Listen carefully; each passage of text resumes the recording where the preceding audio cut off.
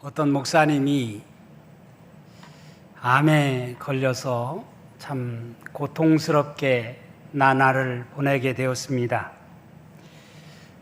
너무너무 암이 고통스러우니까 목사님 자신도 모르게 아이고 죽겠다, 아이고 죽겠다 이런 말을 어느 날부터 이렇게 하게 되었다고 합니다. 그러던 어느 날 자기 자신이 목사인데 목사의 입에서 아이고 죽겠다, 아이고 죽겠다 이런 말을 서슴없이 하는 자신의 모습이 너무나 참 안 된 거예요.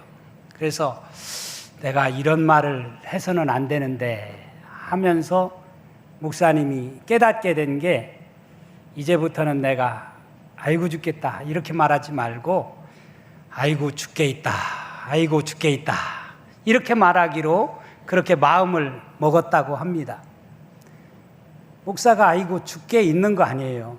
죽게 있다, 죽게 있다 이렇게 좀 같은 말 같지만 전혀 다른 말이죠. 우리 그리스도인들이 세상에 살아가면서 때로는 아이고 죽겠다 이런 말이 우리의 입에서도 쉽게 나와질 수 있는데 그 목사님이 고백한 것처럼 나는 죽게 있다, 아이고 죽게 있다 이렇게 말할 수 있는 우리 농촌의 모든 성도들이 되어줄 수 있기를 간절히 바랍니다. 구약 성경 중 맨 마지막 책이 말라기서입니다. 말라기서로 구약의 예언이, 구약의 말씀이 끝이 납니다. 그리고 신약의 말씀으로 이어져요. 말라기서가 기록된 것이 BC 432년경이니까 연대기적으로 보면 말라기서가 나오고 예수 그리스도가 출현한 그런 기간이 약 400여 년의 시간이 있습니다. 이 기간을 보통 신구약 중간기다 이렇게 부르기도 합니다. 구약의 마지막 책 말라기서, 이 말라기서를 읽어보면 유독 많이 나오는 표현이 나 만군의 여호와가 말하노라, 나 만군의 여호와가 이르노니 이런 말이 참 많이 등장을 합니다. 만군의 여호와, 만군의 여호와라고 하는 말은 세상 만물을 통치하시고 다스리시는 분이 바로 하나님이시다라고 하는 것을 고백하는 말이라고 할 수 있습니다. 말라기 선지자가 활동하던 때는 이스라엘 백성들의 신앙이 가장 밑바닥에 처하게 되었을 때, 가장 암울한 상황 속에 있을 때 말라기 선지자가 등장을 했습니다. 바벨론 포로에서 돌아온 직후에는 비록 힘들고 어려웠어도 새로운 나라를 건설한다는 꿈에 부풀어 있었습니다. 뭔가 금방이라도 새로운 일이 이루어질 것 같은 기대감이 이스라엘 백성들에게 있었습니다. 그래서 힘을 모아 예루살렘 성전을 다시 짓고 하나님의 율법도 열심히 배웠습니다. 하나님을 섬기는 데 나름대로 열심을 다했습니다. 하지만 세월이 흐르면서 그러한 열심도 식어지기 시작합니다. 기대하던 메시아 왕국이 이루어지지도 않았습니다. 예나 지금이나 고생스러운 것은 매 마찬가지였어요. 당연히 이스라엘 백성들의 마음은 회의주의가 또 냉소주의가 깊이 뿌리 내릴 수밖에 없었습니다. 과연 하나님을 섬기는 것이 맞아? 하는 의심이 생깁니다. 하나님을 섬겨봤자 아무 소용이 없어 이런 말도 툭툭 내뱉습니다. 심지어 어떤 사람의 입에서는 신앙이 밥 먹여줘? 이런 말까지도 합니다. 그래서 백성들 가운데는 하나님께 제사 드리는 일을 소홀히 했습니다. 건성건성으로 예배를 드리거나 아예 예배 드리는 것 자체를 귀찮아 했습니다. 그런가 하면 하나님을 모독하는 말도 서슴지 않았습니다.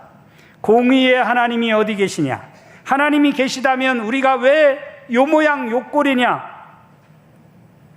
오히려 못된 짓을 하는 사람들이 더 잘 먹고 잘 살지 않느냐? 이런 말들이 나와집니다. 이런 상황 속에서 말라기 선지자가 등장을 했습니다. 말라기 선지자는 참된 예배를 가르친 예언자입니다. 어떻게 하면 하나님께 올바른 제사를 드릴 수 있을까를 생각하며 하나님의 말씀을 선포한 예언자가 바로 말라기입니다. 그는 먼저 제사장들에게 외칩니다.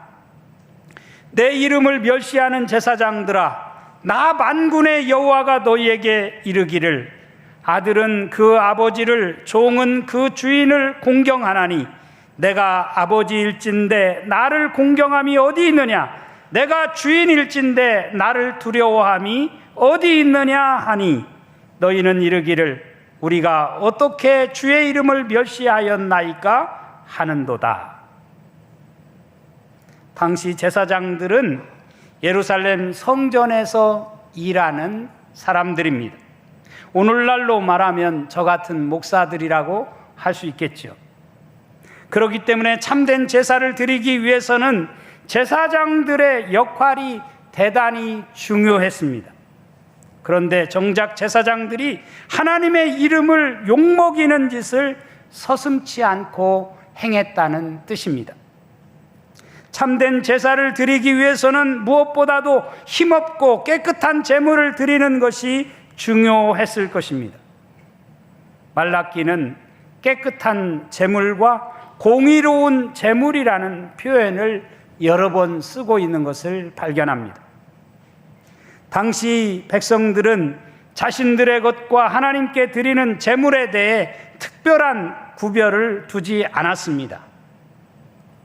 1장 8절에 보면 만군의 여호와가 이르노라 너희가 눈먼 희생 제물을 바치는 것이 어찌 악하지 아니하며 저는 것 병든 것을 드리는 것이 어찌 악하지 아니하냐? 이제 그것을 너희 총독에게 드려보라. 그가 너를 기뻐하겠으며 너를 받아주겠느냐? 이렇게 말합니다. 1장 13절에는 또 이렇게 말씀합니다. 만군의 여호와가 이르노라 너희가 또 말하기를 이 일이 얼마나 번거로운고 하며 코웃음 치고 훔친 물건과 저는 것 병든 것을 가져왔느니라. 너희가 이같이 봉헌물을 가져오니 내가 그것을 너희 손에서 받겠느냐? 이는 여호와의 말입니다. 신앙이 식어지면 하나님께 바치는 것이 아까워요. 그렇기 때문에 설령 하나님께 바친다고 해도 성의 없이 마지못해 하나님께 바칩니다. 여러분, 우리가 신앙 헌금을 드리는 것도 마찬가지라고 생각합니다. 정말 가장 귀한 것을 드려야 하고 아깝지 않게 기쁜 마음으로 정성껏 드려야 하는데 과연 우리가 하나님께 바칠 때 정말 그런 마음으로 하나님을 예배하고 있는가? 말라기 선지자는 여러 헌금 중에 11조에 대해서 특별히 언급하고 있습니다. 11조를 드리지 않는 것은 하나님의 것을 도둑질하는 것이나 마찬가지라고 말씀을 합니다. 3장 8절에 보면 사람이 어찌 하나님의 것을 도둑질하겠느냐? 그러나 너희는 나의 것을 도둑질하고도 말하기를 우리가 어떻게 주의 것을 도둑질하였나이까 하는도다. 이는 곧 11조와 봉헌물이라. 그렇게 말씀을 해요.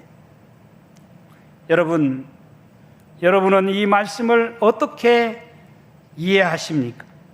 정말 내가 가진 모든 것이 다 하나님께로부터 온 것이고 하나님의 것임을 인정하며 살아가십니까?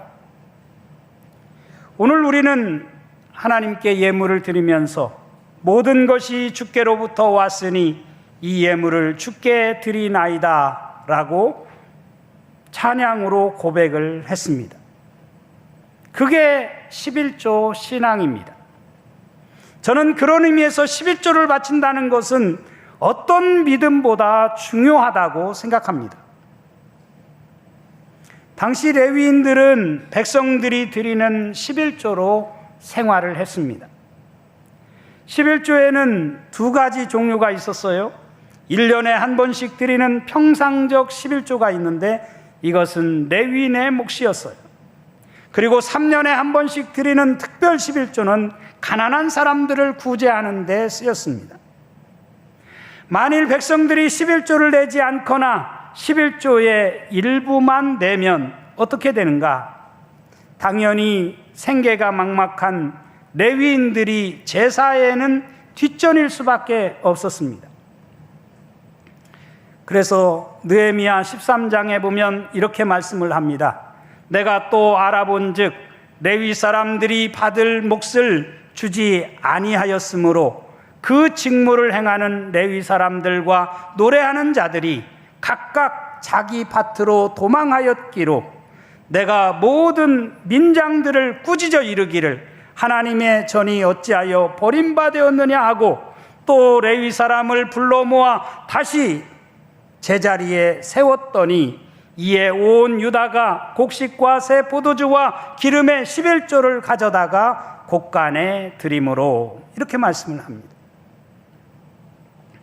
말라기 선지자는 비단 하나님께 드리는 제사뿐만 아니라 가정생활에 대해서도 우리에게 가르칩니다. 말라기 선지자는 이혼을 아주 반대합니다.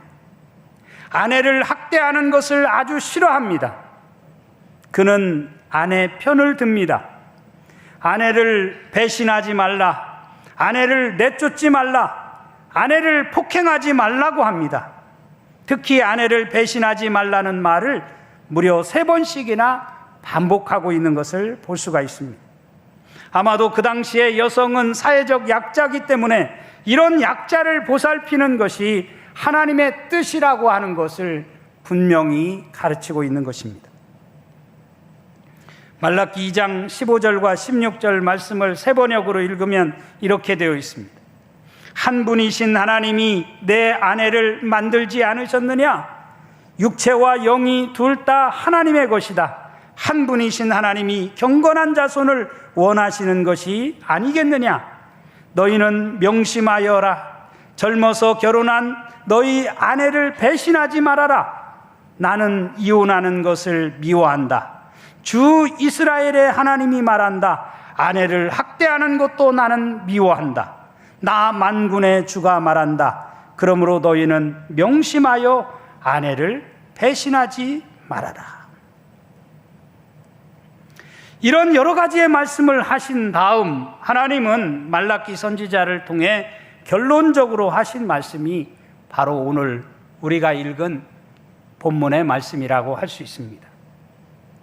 우리가 4절 말씀부터 읽었는데 우리 4절 말씀 다 같이 한번 읽도록 하겠습니다. 시작. 너희는 내가 호렙에서 온 이스라엘을 위하여 내 종 모세에게 명령한 법 곧 율례와 법도를 기억하라.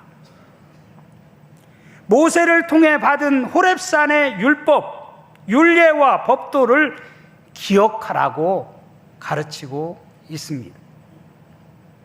저는 여기 14절에서 기억하라는 이 말이 우리가 꼭 정말 명심해야 할 귀한 말이라고 생각이 듭니다. 이 기억하라는 말은 단순히 과거를 회상하거나 생각하는 것 이상을 말하는 말이기 때문입니다. 이 단어에는 항상 행동이 포함되어 있습니다. 우리가 기억하는 것, 그냥 단순히 생각하는 것으로 끝나는 것이 아니라 그 생각하는 것을 우리의 삶 속에서 실천으로, 행동으로 옮기라는 뜻입니다.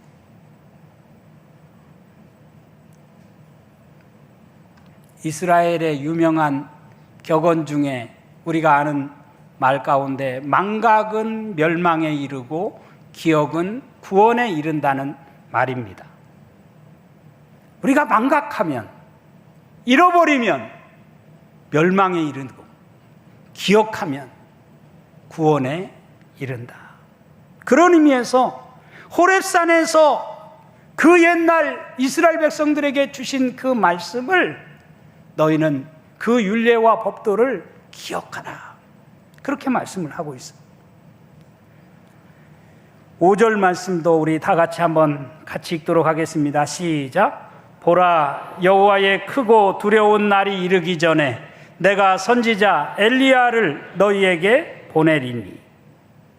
보라, 여호와의 크고 두려운 날이 이르기 전에 내가 선지자 엘리야를 너희에게 보내겠다라고 말씀을 하십니다. 엘리야는 예언운동의 선구자이며 불말과 불병거를 타고 하늘로 올라간 전설적인 예언자입니다. 말라기 선지자는 마지막 심판의 날 가까이 그 엘리야가 올 것이라고 예언하고 있습니다. 유대인들은 지금도 유월절 예식을 행할 때 포도주 2잔을 따른 다음에 한 잔은 마시고 한 잔은 그 자리에 놔둡니다. 왜냐하면 그 잔은 엘리야의 잔이기 때문입니다. 마지막 날 엘리야가 와서 그 잔을 마신다라고 저들은 믿고 있습니다. 그렇다면 여러분, 여기 엘리야는 누구를 가리킬까요? 말라기 3장 1절에 보면 만군의 여호와가 이르노라, 보라, 내가 내 사자를 보내리니 그가 내 앞에서 길을 준비할 것이요 또 너희가 구하는 바 주가 갑자기 그의 성전에 임하시리니 곧 너희가 사모하는 바 언약의 사자가 임하실 것이라. 이렇게 말씀을 했어요. 대부분의 유대 학자들은 3장 1절에 내 사자나 본문의 엘리야를 동일 인물, 즉 죽음을 보지 않고 승천한 디셉 사람 엘리야를 가리킨다고 해석을 합니다. 그래서 70인역 헬라어로 된 70인역 성경에 보면 아예 이 본문에 디셉 사람이라는 표현을 삽입시켜 놓고 있는 것을 볼 수가 있습니다.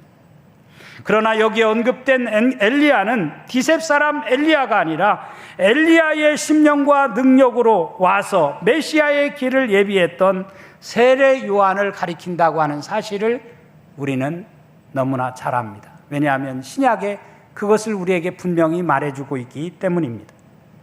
누가복음 1장 17절, 그가 또 엘리야의 심령과 능력으로 주 앞에 먼저 와서 아버지의 마음을 자식에게 거스르는 자를 의인의 슬기에 돌아오게 하고 주를 위하여 세운 백성을 준비하리라. 이렇게 말씀해 놓고 있습니다. 또 마태복음 17장 10절 이하에 보면 주님께서 이렇게 말씀하셨어요. 제자들이 물어 이르되 그러면 어찌하여 서기관들이 엘리야가 먼저 와야 하리라 하나이까? 예수께서 대답하여 이르시되 엘리야가 과연 먼저 와서 모든 일을 회복하리라. 내가 너희에게 말하노니 엘리야가 이미 왔으되 사람들이 알지 못하고 임의로 대우하였도다. 인자도 이와 같이 그들에게 고난을 받으리라 하시니 그제서야 제자들이 예수께서 말씀하신 것이 세례 요한인 줄을 깨달으니라. 이렇게 말씀을 합니다. 그러니까 바로 말라기 4장 5절에 예언된 엘리야는 바로 세례 요한을 말하고 있음을 알 수가 있습니다. 마지막 6절 말씀 우리 또 다 같이 한번 읽도록 하겠습니다. 시작. 그가 아버지의 마음을 자녀에게로 돌이키게 하고 자녀들의 마음을 그들의 아버지에게로 돌이키게 하리라. 돌이키지 아니하면 두렵건대 내가 와서 저주로 그 땅을 칠까 하노라 하시니라. 아멘. 돌이키지 아니하면 두렵건대 내가 와서 저주로 그 땅을 칠까 하노라 하시니라. 이 말씀으로 구약이 끝납니다. 말라기가 끝납니다. 우리가 잘 알다시피 세례 요한은 예수님보다 먼저 6개월 먼저 와서 광야에서 회개의 세례를 베푼 사람입니다. 그는 광야에서 외쳤습니다. 회개하라, 천국이 가까이 왔느니라. 하나님의 궁극적인 뜻은 멸망이 아니라 돌이켜 구원에 이르는 것입니다. 하나님은 모든 이들이 멸망에 이르지 않고 구원에 이르기를 원하십니다. 아무리 악한 자라 할지라도 돌이키기를 원하십니다. 여러분은 지금 하나님을 제대로 믿고 있습니까? 혹시 말라기 시대 이스라엘 백성들과 같이 하나님을 믿는다고 하면서 건성건성으로 믿는, 하나님을 믿는 흉내만 내고 있는 사람은 아닙니까? 한 발은 세상에, 한 발은 교회에 내딛고 적당히 세상과 타협하며 무늬만 크리스찬인 것처럼 보여지는 우리의 모습은 아닙니까? 우리나라의 부흥운동을 일으킨 대표적인 사람 가운데 로버트 하디 선교사가 있습니다. 카나다로부터 지금부터 120여 년 전에 이 땅에 와서 의수를 펼치면서 복음을 전한 우리에게 정말 우리가 꼭 기억해야 할 훌륭한 선교사입니다. 그는 아무리 노력하고 애를 써도 수고의 열매를 맺지 못하는 원인이 외적인 것에 있는 것이 아니라 자신의 내면에 성령의 능력이 없기 때문임을 깨달았습니다. 그래서 성령의 강력한 지시에 따라 원산의 교인들 앞에서 자신의 실수와 잘못을 공개적으로 인정하며 자신의 표현대로 괴롭고 창피함을 무릅쓰고 하나님 앞에 회개하는 모습을 보였습니다. 이런 로버트 하디 선교사의 회개를 통해서 그 자리에 참석한 많은 사람들이 회개의 역사가 일어납니다.